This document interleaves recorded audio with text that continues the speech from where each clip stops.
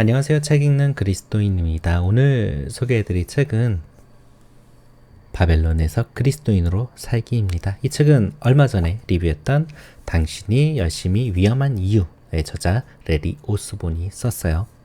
당신의 열심히 위험한 이유에서 레리 오스본은 우리의 열심으로 인해서 우리가 자신도 모르는 사이에 바리새인이 되어가고 있음을 날카롭게 꼬집었어요. 이 책 바빌론에서 그리스도인으로 살기도 마찬가지였어요. 제가 요즘 눈여겨보는 작가가 몇 명 있는데 그중 한 명이 레리 오스본이에요. 이분의 글을 읽다 보면 평소 제가 미처 깨닫지 못했던 부분이 일깨워지는 그런 경험을 하게 됩니다. 네. 이 책의 배경은 다니엘서예요. 다니엘이 바벨론으로 끌려갔던 시절을 말하는 거죠. 우리로 치자면 일제강점기에 일본으로 끌려가서 그곳에서 신앙생활을 하는 거라고 볼 수 있겠죠. 제가 바빌론에서 그리스도인으로 살기를 읽고 나서 기억나는 몇 가지를 말해보자면, 첫째로 다니엘은 넷이었다고 합니다. 역사학자들은 당시 다니엘을 비롯한 똑똑하고 말끔한 인상의 남자들이 왕 곁에 머무르기 위해서는 거세를 해야만 했었다라고 지적해요. 그리고 족보를 중시하는 성경에서 이 다니엘의 후손에 대한 이야기가 없었던 부분도 함께 얘기하더라고요.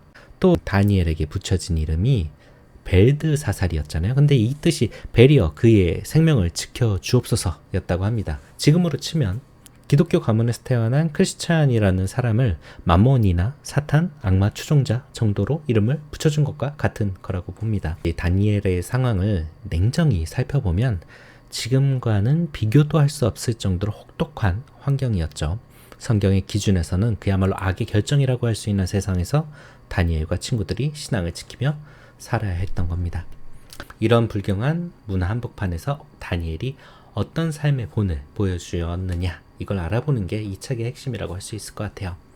저는 다니엘이 바벨론과 페르시아에서도 빛을 발했던 그런 능력자, 그리고 신앙심이 깊은 사람, 이 정도로 기억을 했어요. 왕명조차 어기고 하나님께 기도했고 사자굴에 던져줬더니 살아남았다. 이런 것도 기억하고요. 또 다른 기억에서는 다니엘 학습법이라는 책 제목도 생각이 나는데 이런 책은 제 책장에는 네. 그런데 이 책을 읽고 다니엘에 대한 저의 생각이 바뀌었어요. 그는 그렇게 대단한 사람만은 아니었구나. 정확히 표현하자면 내가 이해했던 방식대로의 대단했던 사람은 아니었구나. 다니엘은 그 시대에 걸맞은 하나님의 사람이었고 하나님은 지금 시대에 걸맞은 하나님을 사람을 찾으시겠구나. 그런 생각을 하게 됐어요. 레리 오스본은 다니엘에게서 세 가지의 특징을 발견합니다. 소망, 겸손, 지혜. 다니엘서의 저자는 다니엘이에요. 예수님께서 마태복음 24장 15절에서 선지자 다니엘이 말한 바 멸망에 가증한 것이 거룩한 곳에 선 것을 보거든 이라고 말씀하셨거든요. 그래서 이 말씀을 기본으로 많은 학자들이 다니엘서를 다니엘이 썼다라고 얘기합니다. 어쨌거나 다니엘 1장은 이렇게 시작을 해요. 유다왕 여호야김이 다스린 지 3년이 되는 해에 바벨론 왕 느부갓네살이 예루살렘에 이르러 성을 에워쌌더니 주께서 유다왕 여호야김과 하나님의 전그릇 얼마를 그의 손에 넘기심에 그가 그것을 가지고 신할 땅 자기 신들의 신전에 가져다가 그 신들의 보물창고에 두었더라. 다니엘 1장 2절에서 다니엘은 주께서 유다왕 여호야김과 하나님의 전그릇 얼마를 그의 손에 넘기심에 라고 기록했어요. 주께서 넘기셨다라는 거죠. 이처럼 첫 장부터 마지막 장까지 다니엘은 모든 사건 속에서 하나님의 손길을 봤습니다. 이런 시각에서 그의 소망, 겸손, 지혜가 나올 수 있었던 거죠. 그럼 우리는 하나님의 뜻대로 살 수밖에 없는 꼭두각시냐? 이런 질문이 나올 수도 있을 것 같아요. 이에 대해서 저자는 아니라고 말합니다. 그의 말을 빌리자면 우리는 하나님의 뜻 안에서 살기로 선택할 수도 있고 그분의 뜻을 벗어나서 살기로 선택할 수 있다. 그리고 우리의 선택은 매우 중요하다. 우리 선택에 따라 실제 결과가 달라지기 때문이다. 그래서 우리 행동의 책임은 전적으로 우리 자신에게 있다. 하나님을 비롯해서 그 누구도 탓할 수 없다 라고 말합니다. 다니엘은 바빌론에서 거세된 채로 포로로 잡힌 상황에서 바벨론보다 큰 하나님을 생각했어요.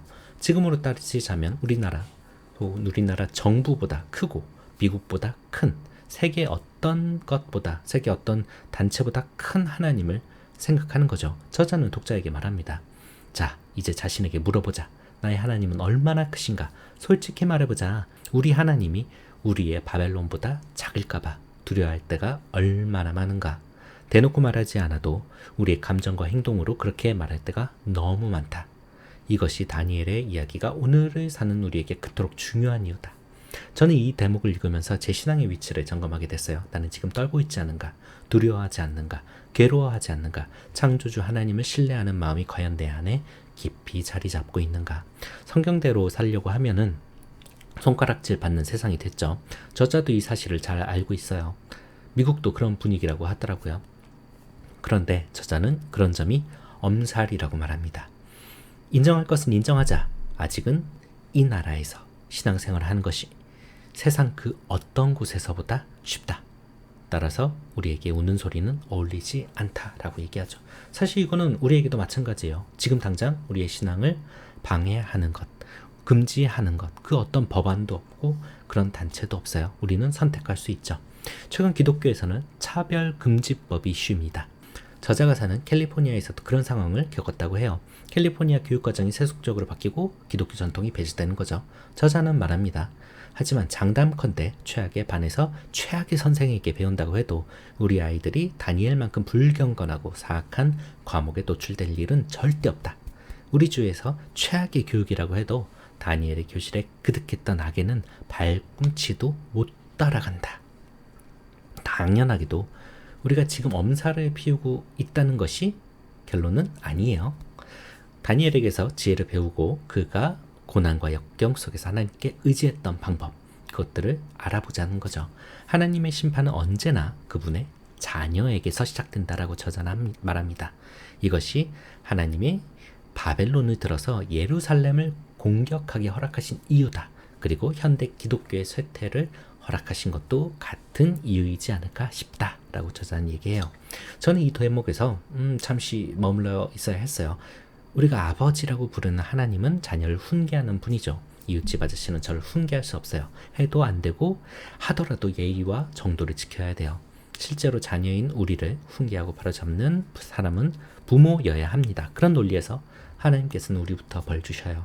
해석하기도 그게 맞는 말이에요. 우리는 세상의 심판을 바라지만 하나님은 우리를 벌하신다고요. 그리고 여기에서 고난을 대처하는 우리의 태도가 나옵니다. 시련과 고난은 소망, 겸손, 지혜가 자라기 위한 토대다. 또 풋내기 신병을 하나님의 성숙한 정예의 병으로 길러내는 영적 훈련소이기도 하다.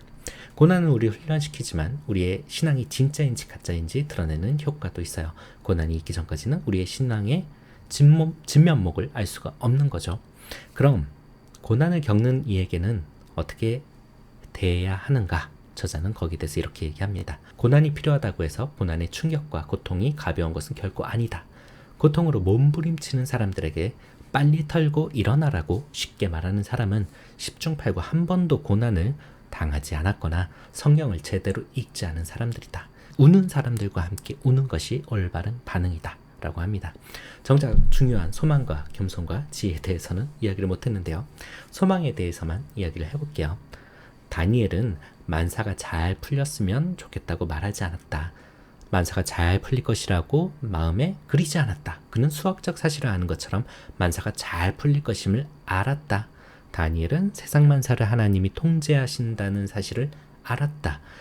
그래서 아무것도 두려워하지 않았다. 심지어 한 치 앞도 모르는 상황에서도 그는 걱정하지 않았다. 다니엘은 성경적인 의미의 소망을 품었다. 그는 하나님의 인격과 주권을 깊이 신뢰하고 거기에 인생을 걸었다. 그리고 바로 그런 소망의 눈으로 주변 상황을 판단하고 결정을 내리고 행동했다. 저는 바벨론에서 그리스도인으로 살기로 했고 조금 충격을 받았어요. 다니엘이 내가 상상했던 인물이 아니었구나. 그는 불의에 타협했구나. 내가 꿈꾸던 의인과 다른 모습으로 살았구나. 그러나 결정적인 순간에는 목숨을 걸고 순종했구나. 결정적으로 내가 지금 지켜내고 있는 것이 내 고집일까 아니면 신앙일까 라는 이 물음 앞에서 저는 무너져 내렸어요. 아, 확실하지 않구나. 많은 부분에서 정말 고집을 피우고 있는 것 같구나. 그리고 정작 결정적인 부분에서 타협을 하고 있기도 하구나. 그런 결론에 다다랐거든요. 바벨론에서 그리스도인으로 살기에는 생각할 거리를 잔뜩 던져주는 책이었어요. 또 현대 도시 사회를 살아가는 신앙인에게 큰 울림이 되는 그런 책이라고 저는 생각을 합니다. 오늘도 기도로 마치겠습니다. 바벨론에서 그리스도인으로 살기를 통해 다니엘서를 묵상했습니다. 다니엘의 삶을 알아보며 내가 얼마나 편히 신앙생활을 하는지, 그런데도 나에게 불평불만이 얼마나 넘쳐나는지 깨닫게 됩니다. 하나님 나라를 소망하고 지혜롭게 판단하며 겸손함으로 하나님 나라에 가까워지는 자가 되기를 기도합니다. 나를 일깨워 주시고 내게 겸손과 지혜와 소망을 허락하소서. 예수 그리스도의 이름으로 기도했습니다. 아멘. 감사합니다.